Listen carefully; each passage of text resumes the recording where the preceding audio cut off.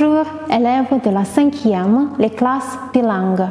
Je vous rappelle que vous étudiez les sujets du dossier numéro 6. Alors, pour commencer, je vais vous poser quelques questions. Est-ce que vous aimez la gastronomie française? Pourquoi la gastronomie française est-elle réputée? Mais bien sûr, par les baguettes, par les macarons, par les croissants, par la quiche, par les crêpes, par le fromage. Très bien, aujourd'hui, on va discuter sur la gastronomie française et on va s'arrêter sur les crêpes, car la crêpe est la spécialité gastronomique française par excellence. Les crêpes, c'est super. Au sucre, à la confiture, au chocolat, à la crème, on les adore sans restriction. Qu'est-ce qu'on va faire aujourd'hui? Donc aujourd'hui, on va nommer les ingrédients utilisés pour cuisiner des crêpes. On va aussi énumérer les ustensiles indispensables pour préparer des crêpes. Nous allons aussi décrire les étapes de préparation et on va apprendre à exprimer la quantité précise. Donc vous avez ce sujet-ci dans vos manuels à la page numéro 61. Comme d'habitude, avant d'analyser tout texte nouveau ou avant de commencer l'étude de toute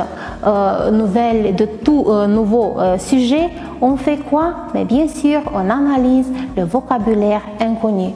Et aujourd'hui, le premier mot inconnu, c'est le mot penser. Une pensée, c'est féminin. C'est quoi? C'est une petite quantité de matière qu'on peut prendre entre les doigts. Et voilà, dans l'image, vous voyez une pincée de sel. Une pincée. On continue. Le mot suivant. Cuillerée. C'est une cuillerée. Qu'est-ce que c'est? Et voilà, vous voyez l'image. C'est le contenu d'une cuillère. Le mot suivant. On a grumeau. C'est masculin. Un grumeau. Qu'est-ce que c'est? Vous voyez l'image. Le grumeau, c'est une petite boule solide dans un mélange liquide. Donc, pour préparer quelque chose de bon, vous ne devez pas avoir de grumeau dans votre mélange liquide. Le mot suivant, c'est louche. La louche ou une louche, c'est féminin. C'est quoi? C'est un ustensile, c'est une grande cuillère à longue manche. C'est une louche. Et le mot dernier, on a un adjectif, l'adjectif onctueux, qui est synonyme du gras ou huileux. Onctueux. Très bien. Maintenant qu'on a étudié les mots nouveaux, il est temps de passer à la lecture de la recette des crêpes que vous avez dans vos manuels à la page 61. Commençons. Pour faire des crêpes, que faut-il acheter? Quels ustensiles sont nécessaires? Comment on les prépare? Et voilà les ingrédients pour 6 personnes. 250 g de farine, 3 œufs, 20 g de beurre, un demi-litre de lait, une pincée de sel. On a discuté sur le mot pincée, une pincée de sel, 2 cuillerées à soupe d'huile. Ce que c'est les cuillerées, on a discuté, 60 g de sucre. La première étape de préparation. Mélange dans un saladier la farine, le sucre et le sel. Creuse un puits au milieu. 2. Verse dans le puits les œufs battus et tourne avec une cuillère en bois pour les incorporer à la pâte. 3. Ajoute peu à peu, en remuant, le lait, puis le beurre fondu. 4. Tourne pour bien mélanger. La pâte doit être onctueuse et sans grumeux. Qu'est-ce que c'est onctueuse? Nous avons appris, c'est grasse, oui, et sans grumeux. 5. Couvre le récipient avec un torchon propre et laisse reposer la pâte pendant 2 heures. 6. Fais chauffer une poêle. Vous voyez la poêle dans l'image. Donc, fais chauffer une poêle à feu vif. Graisse-la avec un peu d'huile ou de beurre. Verse une louche de pâte, vous savez déjà le mot louche, et remue la poêle pour que la pâte s'étende bien. Et la dernière étape, c'est quand les bords de la crêpe se décollent, retourne-la. Tu peux la faire sauter. Elles sont prêtes. Garnissez-les avec du sucre, de la confiture, du chocolat. Dégustez-les. Bon appétit! Nous voilà arrivés à la fin de la lecture. Maintenant, je vous propose de vous souvenir le contenu de la recette et de relever les ingrédients que vous utilisez pour préparer des crêpes. Vous les voyez dans l'image au-dessous. Quels sont les ingrédients pour préparer des crêpes? Réfléchissez-y bien. Et voyons la variante correcte. Donc, c'est le beurre, la farine, la confiture, le sucre, le lait, le sel, les œufs et l'huile. On continue. Dites-moi, quels sont les ustensiles que vous utilisez dans le moment ou durant le processus de préparation? Les ustensiles, qu'est-ce que vous utilisez? Rappelez-vous le contenu de la recette. Et voilà les ustensiles. Vous avez besoin d'un saladier, une cuillère, un récipient, une poêle et une louche. Et la dernière partie, quelles sont les actions que vous faites quand vous préparez des crêpes? Relevez dans le texte tous les verbes qui montrent les actions. Et voilà, vous avez les verbes suivants dans la recette. Mélange, creuse, verse, tourne, incorpore, ajoute, couvre, laisse reposer, fait chauffer, graisse et retourne. Très bien. Maintenant, je vous propose de continuer le travail avec ces verbes-ci et de faire des phrases.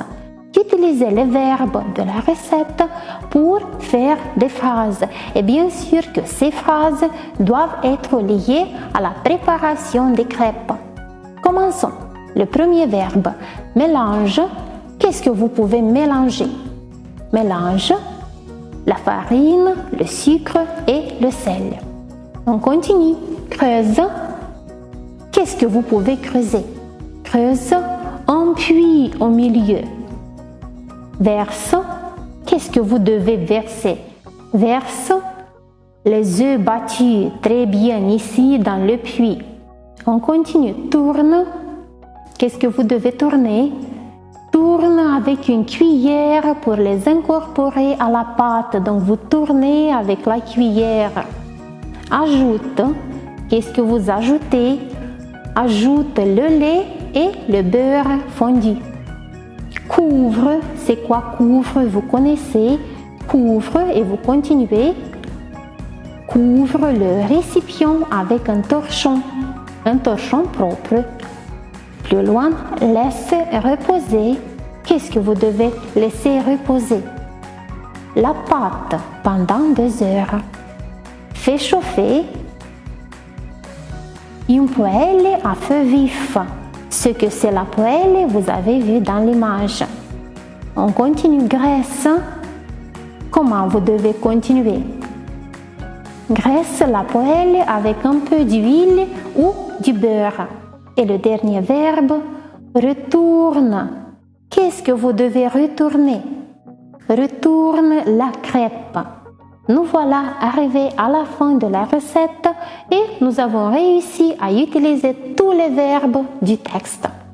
Comme vous avez bien observé dans le texte, on a beaucoup de noms qui indiquent une quantité précise, car alors quand on parle d'une recette, on doit donner la quantité précise pour bien réussir à cuisiner quelque chose. Alors, la quantité précise peut être exprimée par un nom spécifique suivi de la préposition de. Ce que vous devez retenir, c'est que si Si dans le texte vous avez une quantité précise, alors ce nom-ci est accompagné pas d'un article mais de la préposition de. Et vous avez les exemples. 1 kilo de sucre. Vous ne dites pas du sucre, mais de, car vous avez la quantité 1 kilo. Une bouteille d'eau, c'est aussi la préposition de. 1 litre d'eau, vous avez aussi la quantité. Une boîte de sardines, vous avez de même la quantité et la préposition de. Une tranche de pain, on a aussi la quantité. Un paquet de farine, une tasse de café, un verre de vin, une tablette de chocolat, un pot de confiture. Donc retenez, si vous indiquez la quantité précise, alors vous devez utiliser impérativement la préposition de. On a encore là l'exemple suivant. Vous avez une liste de courses et vous avez quelques mots qui indiquent la quantité précise et l'utilisation correcte de la préposition de. 1 kilo de, 1 litre de, 1 demi-litre de, une tasse de, un verre de, une bouteille de, ou dans l'image vous avez un pot de 250 grammes de, et ainsi de suite. Vous pouvez les observer à vous-même et retenir si vous avez la quantité, vous utilisez la préposition de. Vérifions si vous avez tout retenu. Imaginez que vous allez aux achats et que vous avez la liste des courses.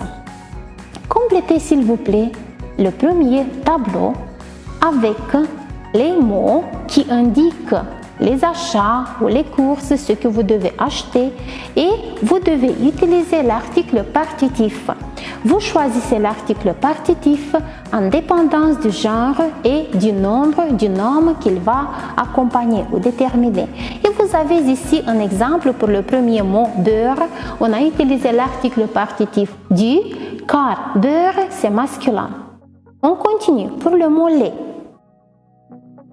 Du lait, c'est aussi masculin. Des tomates, des biscuits, c'est pluriel. Du jambon, de l'huile d'olive et de la viande. Donc, comme vous l'avez bien observé, on a utilisé des articles partitifs car on n'indique pas la quantité. On ne sait pas combien de beurre va-t-on acheter, combien de tomates. C'est pourquoi on utilise les articles partitifs. Maintenant, dans le deuxième tableau, je vous prie d'utiliser la préposition de et de préciser la quantité que vous allez acheter. Et le premier exemple, 200 grammes de beurre. Vous n'utilisez plus l'article du beurre comme dans le premier tableau, mais vous utilisez la préposition de car vous avez la quantité précise. On continue.